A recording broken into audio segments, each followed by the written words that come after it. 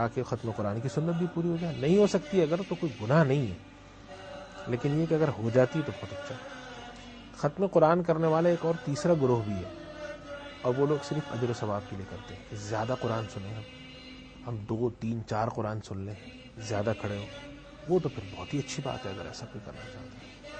اچھا مفتی صاحب, اگر کوئی شخص عشاء کی نماز پہ آتا ہے یعنی رمضان کے مہینے میں, اور لیٹ ہو جاتا ہے, اس کو جماعت مس ہو جاتی ہے اور تراویحیں شروع ہو جاتی ہیں, تو وہ پہلے یعنی عشاء کی اپنی انفرادی طور پہ فرض ادا کرے گا, پھر 2 سنت ادا کرے گا, پھر جب وہ تراویح میں جب جوائن کرے گا تو اس میں مطلب کیا طریقہ کار ہوگا کہ جو جتنی مس ہو گئی ان کو وہ خود پہلے پڑھے یا تراویح جوائن کر لے, اور پھر جب وتر اینڈ میں پڑھتے ہیں جماعت کے ساتھ وہ بھی جماعت کے ساتھ ادا کرے؟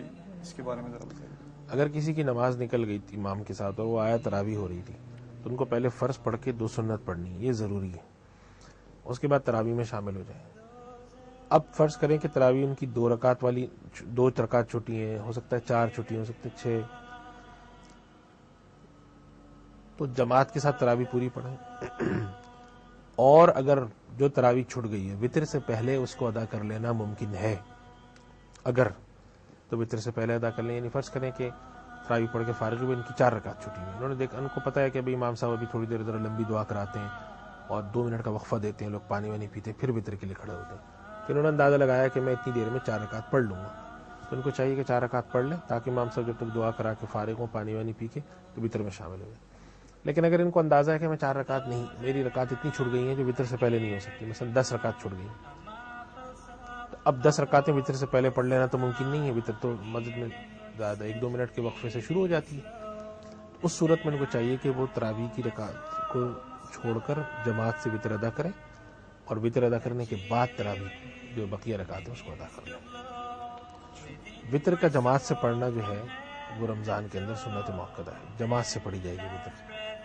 یہ جو ایک عام سوچ ہے, میں نے کچھ ویسے کسی مفتی حضرات سے تو نہیں سنا, لیکن بہرحال ویسے سنا تھا کہ تراویح پڑھنے کے بعد وتر نہیں ہوتی, تراویح وتر پڑھنے کے بعد تراویح نہیں ہوتی. وہ یہ بات غلط ہے, ایسا نہیں ہے. وتر کے بعد آپ تراویح کی جو بقیہ رکعت ادا کر سکتے ہیں. وہ ایک ایسی پتہ نہیں کس کے ذہن میں کیا بات آ گئی, ایسی بات نہیں. اچھا مفتی صاحب, یہ اعتکاف کے بارے میں ذرا بتائیے گا کہ اعتکاف کے مسائل تو کچھ حضرات بہت ہی اس طرح مشکل کر کے بیان کرتے ہیں کہ اس سے اعتکاف ٹوٹ جاتا ہے, اس سے ٹوٹ جاتا ہے, تھوڑا سا باہر نکلو ٹوٹ جاتا ہے. تو آخر اعتکاف کی کیا ہیں شرائط, کیا ہیں کہ کن چیزوں سے اعتکاف ٹوٹتا ہے, اور اعتکاف کے تھوڑے فضائل بھی بتائیے گا.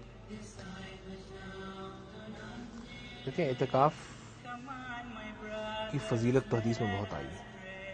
حدیث شریف میں آتا ہے کہ اگر کوئی شخص اعتکاف کرتا ہے ایمان اور احتساب کے ساتھ, یعنی اخلاص کے ساتھ, نیکی اجر و ثواب کے ساتھ, حالت ایمان میں, تو وہ گویا کہ ایسے لوٹتا ہے کہ آج ہی پیدا ہوا, گناہ سے پاک صاف ہوتا ہے. اعتکاف کے دو طریقے ہیں. اعتکاف ایک تو رمضان المبارک کا مسنون اعتکاف ہے, اور ایک عام اعتکاف ہے. مسنون اعتکاف رمضان کا صرف روزے کے ساتھ آخری عشرے میں پورے 10 دن ہو سکتا ہے, 10 دن سے کم نہیں ہوگا, اور روزے کے بغیر نہیں ہوگا. ہاں, اس کے علاوہ اگر آپ کوئی شخص ایسے اعتکاف کی نیت مان لے, 3 دن کا اعتکاف ہے, یا مسجد کے اندر داخل ہوتے ہوئے اعتکاف کی نیت, وہ الگ اعتکاف ہے, وہ اعتکاف دوسرے ہیں, مستحب ہے. یہ والا جو مسنون اعتکاف ہے, اس کے لیے شرط یہ ہے کہ رمضان کے پورے آخری 10 دن ہوگا اور روزے کے ساتھ ہوگا, اور شرط یہ کہ مسجد میں ہوگا. گھر کے اندر مرد کا اعتکاف نہیں ہو سکتا, عورت کا ہوتا ہے. تو مسجد میں جو اعتکاف ہوگا اس کے لیے ضروری یہ ہے کہ اعتکاف کی شرط یہ کہ انسان مسجد کی حدود سے باہر نہ آئے. اب مسجد جو ہمارے یہاں بنتی ہیں اس کے اندر مسجد بھی شامل ہوتی ہے. اس کے اندر 3 حصے ہوتے ہیں عام طور پر. مسجد یعنی مسجد کے اندر سے مراد مسجد کی وہ ہال جس میں نماز ہوتی ہے, اور صحن. پھر ایک حصہ ہوتا ہے برآمدہ,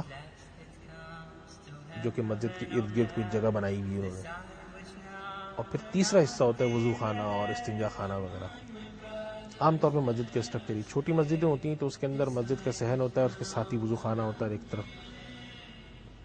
تو مسجد کا مطلب ہے وہ حصہ جس کو انہوں نے نماز کے لیے متعین کیا. مثلا جیسے کہ انہوں نے ایک اندر ہال بنا دیا بڑا, ہال کے باہر ایک حصہ بنا دیا جس کے اندر انہوں نے صفیں کھینچ دی کہ بھئی یہاں پہ نماز. اب ہو سکتا ہے کہ اس کے ساتھ ایک چھوٹی سی راہداری انہوں نے مثال کے طور پہ کیاری بنا دی جس کے اندر پھول لگے ہوئے، اس طرف انہوں نے کوئی پکا سا فرش بنا دیا جس کے اندر انہوں نے چلنے کا راستہ بنا دیا، اس کو وہ مسجد میں شامل نہیں کرتے. تو شرعاً مسجد وہ حصہ کہلاتی ہے. ہم تو مسجد کہتے ہیں جو باؤنڈری میں ہو سکتا ہے کہ باؤنڈری کے اندر وہ بہت بڑی جگہ ہو جس کے اندر گارڈن بھی ہے، جس کے اندر انہوں نے جو ہے وہ ایک لائبریری بھی بنا رکھی ہے، جس کے اندر انہوں نے وضو خانہ بھی ہے، امام صاحب کا گھر بھی ہے، بہت کچھ ہے. تو مسجد کہا جاتا ہے اس حصے کو جو نماز کی جگہ کے طور پہ مختص کیا گیا. اس کی سراؤنڈنگ میں جو چیزیں ہیں وہ مسجد میں شمار نہیں ہوتی.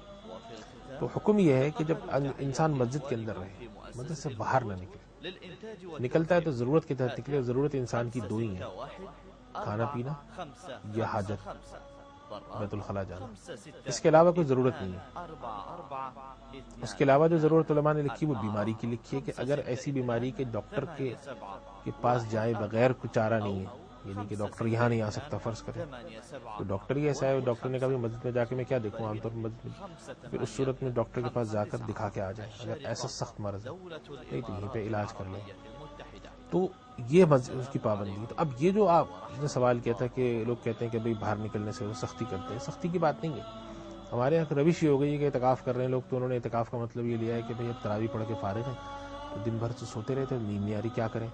تو سب لوگ نکل کے آ کے وضو خانے پہ بیٹھ گئے، وہاں پر وہ چائے بھی پی رہے ہیں اور بات چیت بھی کر رہے ہیں.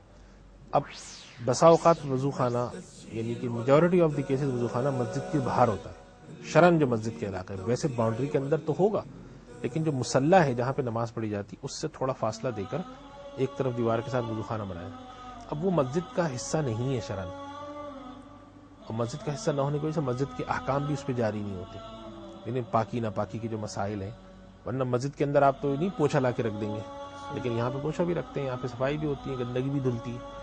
تو اس وجہ سے یہ حصہ جو ہے نا اگر مسجد میں شامل نہیں ہے تو اس کے اندر آ کے بلا ضرورت بیٹھنے سے اعتکاف خراب ہوتا ہے.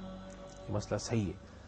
اگر کسی کو ظاہر سی باتیں انسان ہے تو طبیعت میں یہ تقاضا ہوتا ہے کہ بھائی ہم اب پورے دن بیٹھے رہے ہیں، پورے دن تلاوت بھی کرتے رہے، حدیث بھی پڑھ لی، طرح عبادت، اب کچھ دیر بیٹھ کے جی چاہ رہا ہے بات چیت کر لیں، تو شرعاً اس کی بھی گنجائش ہے بشرطے کہ وہ بات چیت کسی غیبت پہ، کسی گناہ پہ، کسی لغویات پر نہ ہو. مناسب سی ایسی کوئی بات کر لی، کچھ بیٹھ کر کچھ بزرگوں کے واقعات ذکر کر لیے یا کوئی اس طرح کی ترتیب تاریخ کے واقعات ذکر کر لیے، ایسی چیز کر لی جس کے اندر آپ لغویات میں شامل نہ ہو، دنیا کی باتوں نہ ہو، دین کا حصہ بھی ہو، اس میں کچھ مسائل پہ ڈسکس کر لے تاکہ انسان کا ذہن اگر ایک طرف بڑھ جاتا ہے تو ذہن کو نسبتاً ایک کو ملتا ہے. ظاہر انسان ہونے کے ناطے اس کے ذہن ہر چیز کو مانگتا ہے، تو صبح سے شام تک کوئی یہ نہیں ہو سکتا کہ قرآن پڑھتا رہے یا نوافل پڑھتا رہے. عمومی حالات میں ایسا نہیں ہو سکتا، اس کی گنجائش نکلتی. لیکن یہ کہ وہاں جا کے بیٹھنا، ٹھٹے مارنا، پھر اس سے اعتکاف کا عمل متاثر ہو جاتا ہے. اچھا مفتی صاحب، یہ سوال جو ہے مطلب ضروری نہیں کہ رمضان کے حوالے سے میں کر رہا ہوں، وہ یہ کہ ایک سوچ جب ہم جو ہمارے جو بھائی لوگ جو دین سے جڑے ہوئے ہیں ان کی طرف سے ایک سوچ تو یہ سامنے آتی ہے کہ مسجد کے اندر دین، ذکر، عبادت، نماز، روزہ، حج، جہاد، اس کے علاوہ کوئی اور بات کرنا وہ بالکل ہی غلط ہے. یعنی کوئی بھی جس سے آپ دنیا سے ریلیٹڈ، کاروبار سے ریلیٹڈ، سیاست سے ریلیٹڈ کوئی بات کریں تو وہ بالکل ہی غلط ہے اور یہ گناہ کا کام ہے. اور کچھ حضرات ایسے بھی ہیں جو وہ یہ کہتے ہیں کہ مسجد نبوی سے تو اس وقت کی حکومت چلتی تھی، سیاست بھی وہیں سے ہوتی تھی، وہیں وہ ساری شورا تھی، اسمبلی تھی، پورے حالات کے فیصلے وہاں سے ہوتے تھے، کاروبار کیسے چلانے، منڈی کیسے چلانی ہے، وہاں فیصلے وہاں سے ہوتے تھے. تو میں آپ سے جاننا چاہوں گا کہ آخر اس میں اعتدال کا کیا راستہ ہے؟ اصل میں دیکھیں یہ جو سوال آپ نے کیا ہے کہ مسجد کے اندر دنیا کی باتیں کرنا کیا ہے، اور سیاست بھی ہوتی تھی، اور مسجد نبوی کے حوالے سے بھی بعض لوگ حضرات بات کرتے ہیں. دیکھیں اس میں مسئلے کو سمجھنے کی ضرورت ہے. مسجد نبوی میں رسول اکرم صلی اللہ علیہ وسلم اور بعد میں بھی خلفائے راشدین، خاص طور پر حضرت عمر اور حضرت ابوبکر صدیق رضی اللہ تعالیٰ عنہ کے زمانے میں یہ کام ہوتے تھے. لیکن جو سمجھنے کی بات ہے وہ یہ کہ وہ کام انفرادی نوعیت کے نہیں تھے، وہ اجتماعی کام تھے، اور امت کے نظم کو اجتماعی طور پہ چلانا یہ بھی دین کا حصہ ہے. چنانچہ حضرت غالباً مجدد الفسانی رحمۃ اللہ علیہ نے یہ بات فرمائی ہے کہ سیاست جو ہے، سیاست کسے کہتے ہیں؟ سیاست کہتے ہیں معاشرے کے اجتماعی کاموں کو ترتیب سے کرنا. تو انہوں نے یہ فرمایا کہ سیاست اعلیٰ ابواب حکمت میں سے، اللہ تعالیٰ نے حکمت کی قرآن میں ذکر فرمایا، اس وجہ سے وہ جو اجتماعی کام ہے اس کا امت کی اجتماعی فائدہ ہے۔ یہ جو دنیا کی بات کرنے کو منع کرتے ہیں وہ یہ کرتے ہیں کہ جیسے میں کسی کے ساتھ بیٹھا کہہ رہا ہوں کہ بھائی اور تم نے کپڑا تمہیں پسند آیا جو میں نے بھیجا تھا، اب یہ جو بات ہے یہ خالص دنیا کی بات ہے، اس سے نہ امت کو کوئی فائدہ، یہ میری ذاتی فائدے کی بات ہے۔ تو مسجد جو ہے وہ ایک عبادت اور اللہ کی عبادت کا مرکز ہے، اور اگر آپ اس میں بیٹھ کر ایک اجتماعی نظم و نسق کا کام کرتے ہیں، مثال کے طور پہ کسی جگہ پہ وہاں پہ جلسہ ہو رہا ہے مسجد میں، اور اس جلسے کے اندر سیرت کے اوپر بات ہو رہی ہے، بخاری شریف کا ختم ہو رہا ہے، مسلمانوں کے کسی اجتماعی معاملے پہ بات ہو رہی ہے، اس کی بالکل اجازت ہے، ہمارے اکابر کا معمول رہا ہے۔ اس کی وجہ یہ کہ وہ کوئی دنیا کا عمل، ہم اس کو اس معنی میں تو کہتے ہیں کہ وہ عبادت خالصتاً عبادت نہیں ہو رہی مگر بالواسطہ وہ عبادت ہے، اس لیے کہ مسلمانوں کی اجتماعی نظم و نسق کی بات ہو رہی ہے، اس کے اندر مسلمانوں کو دین اور اس کے مطابق کچھ بات سکھائی جا رہی ہے۔ لیکن میں اگر بیٹھ کر مسجد کے اندر مثال کے طور پہ کپڑا بیچنا شروع کر دوں کہ بھئی کپڑے کا تھان میرے پاس آئے، کون خریدنا چاہتا ہے، اس کو کوئی آدمی اجازت نہیں دیتا۔ جو وہ حضرات جو کہ خلافت راشدہ اور حضرت رسول اللہ صلی اللہ علیہ وسلم کے زمانے کی مثال دیتے ہیں، وہ بھی اس کے قائل نہیں ہیں کہ آپ مسجد کے اندر کاروبار شروع کر دیں، اپنا کپڑا بیچ رہے ہیں، سبزی بیچ رہے ہیں، یہ مراد ہے دنیا کی باتوں سے۔ تو ان دونوں باتوں کو سیگریگیٹ رکھنا چاہیے کہ ایک ہے خالص عبادت اور ایک ہے عبادت بالواسطہ۔ تو خالص عبادت بھی مسجد میں ہو سکتی ہے، بالواسطہ عبادت مثلا حج کی ٹریننگ دے رہا ہوں میں، اس کے اندر تو کوئی عبادت نہیں ہو رہی، اس وقت میں صرف سکھا رہا ہوں حج کے مسئلے، مگر وہ جائز ہے وہاں پہ مسجد میں۔ اس کی وجہ کیا ہے کہ میں ایک بالواسطہ عبادت کر رہا ہوں، کہ عبادت کا طریقہ سکھانا بھی ایک نیکی کا کام ہے، امت کے اجتماعی مسائل حل کرنا بھی نیکی کا کام ہے، دین کا حصہ ہے۔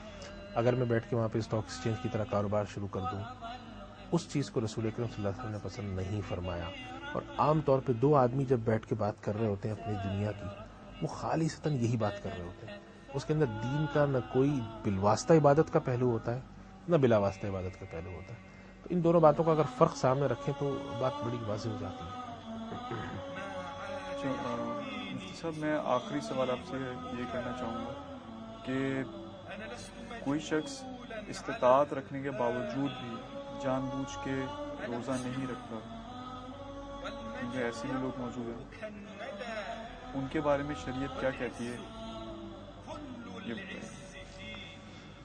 دیکھیے، روزہ ہمارے بعض اکابر کا کہنا یہ ہے کہ روزہ نہ رکھنے والے لوگ دو طرح کے ہوتے ہیں، ایک تو فاسق جس کو روزہ رکھنا ہی نہیں ہے، اور ایک بزدل۔ فاسق وہ شخص ہوتا ہے کہ جو نہ نماز پڑھتا ہے نہ روزے کی فکر ہے، کچھ نہیں، رمضان ہے نہیں ہے۔ اور بزدل وہ لوگ ہوتے ہیں جو کہ ڈر کے مارے نہیں رکھتے کہ بھئی میں کچھ رکھوں گا تو بیمار ہو جاؤں گا۔ یہ بعض لوگ اپنے جوان بچوں کو روزے چھٹوا دیتے ہیں کہ بھئی اس سے کمزوری آ جائے گی، آج ایگزام ہے تو پیپر، یا آج امتحان ہونے والا ہے، یہ بچیوں کو چھڑوا دیا کہ نہیں بھئی 30 دن بھوکا رہیں۔ تو اس کا تعلق جو ہے نا بزدلی سے، اور بزدلی صوفیاء کرام کہتے ہیں بزدلی جو ہے وہ نکلتی ہے حب جان سے، اپنے نفس اپنی جان سے محبت ہے انسان کو، تو اتنی محبت ہے یا اتنا ڈر ہے اس کو کہ وہ اللہ کے لیے اتنا بھی نہیں دینا چاہتا۔ پہلی بات تو یہ کہ 30 دن روزہ رکھنے سے کوئی بھی نہیں مرتا۔ تو اگر کسی شخص کے اندر یہ بیماری ہے جس کا تعلق ہے حب جان سے، تو اس کا علاج ہے، اس کا علاج یہ کہ اس کو تھوڑی تربیت کی جائے، اس کو ماحول میں بٹھایا جائے، کچھ روزے رکھوائے جائیں۔ بعض دفعہ لوگ بلا وجہ میں ڈر رہے ہوتے ہیں ہمارے ساتھ ہو جائے گا، ہوتا کچھ نہیں، نفسیاتی دباؤ ہوتا ہے اس کا علاج کا۔ جہاں تک وہ لوگ جن کا تعلق فسق سے ہے، جو بالارادہ روزے نہیں رکھتے اور وہ روزہ ان کی نظر میں کوئی بات ہی نہیں ہے، وہ شدید گناہگار ہے۔ دیکھیں، جو فرائض ہیں، فرائض کے بارے میں سخت سوال ہے۔ رمضان المبارک کا جو روزہ ہے، روزہ ایک ایسی چیز ہے کہ جس کے بارے میں اللہ تعالیٰ کا ارشاد ہے کہ الصوم لی وانا اجزی بہ، روزہ میرے لیے ہے اور میں اسی کی جزا دوں گا۔ یعنی انسان روزے کے دوران حلال چیزوں سے اجتناب کر رہا ہوتا ہے اللہ کی رضا کے لیے۔ کسی کو دکھ تو نہیں رہا کہ یہ عبادت کر رہا ہے، یہ عبادت ایسی عبادت ہے جو خاموش عبادت ہے، اس کی کوئی ظاہری علامت نہیں ہے۔ اگر ایک آدمی روزہ رکھا ہوا اور آپ کو نہ بتائے تو آپ کو پتہ نہیں چلے گا کہ اس کا روزہ ہے، سوائے مخصوص حالات کے کہ وہ کھانا نہیں کھا رہا، لیکن کھانا کھانے کی کوئی وجہ بتا سکتا ہے کہ بھئی طبیعت نہیں چاہ رہی، نہیں کھا رہا میں۔ اس کے مقابلے میں اگر آپ حج کر رہے ہوں، نماز پڑھ رہے ہوں، تو آپ کو سب دیکھ لیتے ہیں کہ بھئی یہ تو نماز ایک خاص طریقے سے پڑھی جاتی ہے۔ اس وجہ سے وہ لوگ جو روزہ نہیں رکھتے، اور روزہ نہ رکھنے کی وجہ ان کی نظر میں یہ ہے کہ جسے ہم کہتے ہیں تہاون ہے، روزے کے معاملے کے ساتھ ان کو کوئی نسبت نہیں ہے، نماز کے ساتھ نسبت نہیں، تو اللہ تعالیٰ سے دعا ہی کر سکتے ہیں کہ اللہ ان کو ہدایت دے اور توفیق دے. لیکن فرائض کا چھوڑنے والا اور اس طرح سے بالالتزام چھوڑنے والا، ایک تو وہ شخص ہوتا ہے کبھی چھٹ گیا کبھی رکھ لیا، وہ شخص فاسق ہے، اور اگر کوئی اسلامی حکومت قائم ہو تو اس سے باز پرس کرے، بعض حالات میں اس کو سزا دے گی. اور چونکہ فقہائے کرام نے یہ تو بہرحال لکھا ہے کہ اگر کوئی شخص رمضان المبارک میں اعلان روزے کی خلاف ورزی کرتا ہے وہ تو مستوجب سزا تو ہے، اعلان وہ کھاتا پھر رہا ہے بھلے غیر مسلم ہو، تو اس کو اسلامی معاشرے کا اکرام کرنا چاہیے کہ بھئی اس وقت مسلمانوں کے ہاں روزے کی کیفیت اجتماعی طور پہ کھانا روکا ہوا ہے تو ہم چھپ کے کھا لیں، بیمار ہے تو وہ بھی طرح اجتناب کرے. اور یہ آداب میں سے ہمیشہ سمجھا گیا کہ بیمار ہو، اس طرح جو لوگ ہوتے ہیں جو روزہ نہیں رکھ پاتے، آزار ہوتے ہیں، وہ خاموشی سے کھاتے ہیں، اعلان نہیں کھاتے. اس وجہ سے یہ شاعر اسلام کے ساتھ مذاق بھی ہوتا ہے اور اس کا بہت ادبار اور گناہ ہے. جزاک اللہ مفتی صاحب کہ آج آپ آئے ہمارے اسٹوڈیوز اور اپنے مسائل کے اوپر بیان. ناظرین، آج آپ نے مفتی ارشاد احمد اجاز صاحب کی گفتگو سنی. امید ہے کہ آپ کے علم میں اضافہ ہوا ہوگا اور آپ اس پہ عمل بھی کریں گے. اب اپنے ہوسٹ عدیل عارف کو اجازت دیجیے. السلام علیکم ورحمۃ اللہ.